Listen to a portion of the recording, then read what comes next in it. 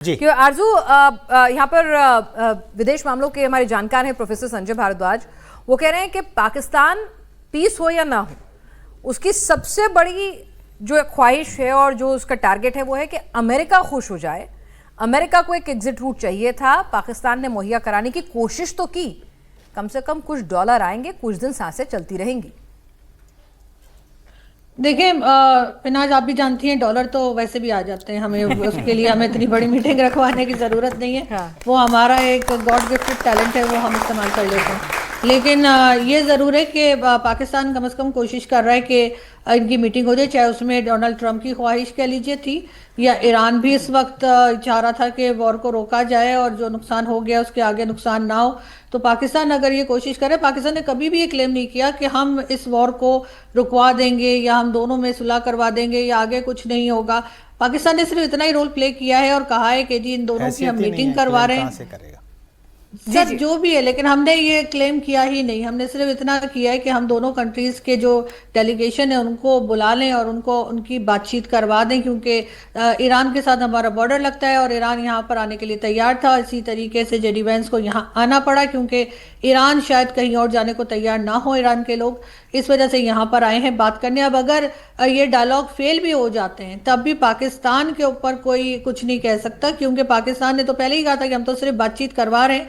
क्या रिजल्ट निकलेगा वो बाकी दोनों कंट्रीज के ऊपर है, वो ईरान और अमेरिका के ऊपर है कि वो क्या रिजल्ट निकालते हैं और क्या होता है। ये पाकिस्तान का क्लेम कभी नहीं रहा कि हमारे पास आ जाएंगे और हम जो है वो बिल्कुल एकदम शांति करवा देंगे और कुछ होगा ही नहीं। ऐसा क्लेम मेरे ख्याल अभी तक तो पाकिस्तान के किसी ऑफिशियल ने नहीं किया। पाकिस्तान भी अपनी हैसियत जानता है कि कहीं ना कहीं यहाँ पर वो उस पावर को होल्ड नहीं करता है जहां पर वो अमेरिका को प्रेशराइज कर सके या उसको कुछ प्रलोभन जिसे आमतौर पर दिए जाते हैं कि भाई ठीक है। एक बात मैं जोड़ना चाहूंगा, देखिए ये बात क्लेम नहीं भी किया हो क्योंकि क्लेम करने की हैसियत भी नहीं है कि हाँ। लेकिन सबसे बड़ी बात कि क्या दुनिया की आंखों पे पट्टी चढ़ी हुई है कि पाकिस्तान जैसा देश जो आतंकवाद का पनाहगृह है, जिसको फाइनेंशियल टास्क फोर्स में कई बार ग्रे लिस्ट में डाला गया है, जो नियमित रूप से क्रॉस बॉर्डर टेररिज्म को प्रमोट करता है और जो तालिबान उनका क्रिएट किया हुआ है, अमेरिका उस देश से शांति की उम्मीद कर रहा है।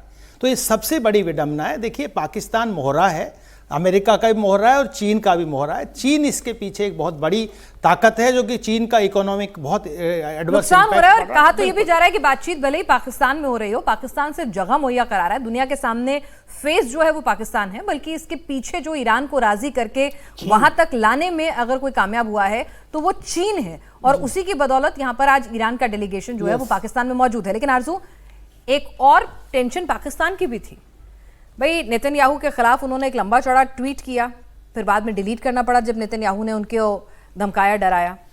अब अगर ये युद्ध यूं ही लंबा चलता रहेगा तो पाकिस्तान को चुनना तो पड़ेगा ना, एक मुल्क जो इस्लाम के खिलाफ, जिसको पोर्ट्रे किया जाता है कि उसका एग्जिस्टेंस ही गलत है रिलीजियसली, और दूसरी तरफ अमेरिका का दोस्त इजराइल।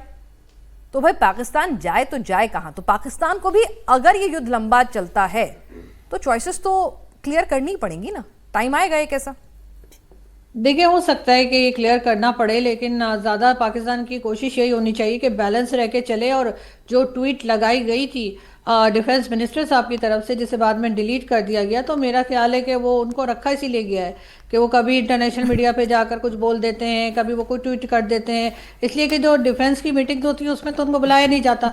आप गूगल करके देख लीजिए, मुझे कहीं भेज दें अगर आपको कहीं पे ये बैठे हुए दिखाई दे जाए कि डिफेंस की बात हो रही है और उसमें डिफेंस मिनिस्टर भी हैं। ये ख्वाजा सिर्फ साहब की बात नहीं है, पाकिस्तान में जो भी डिफेंस मिनिस्टर आता है, यहाँ तक कि प्राइम मिनिस्टर भी जो आते हैं, उनकी कोई खास पोजीशन नहीं होती कि वो कोई फैसले ले सकें।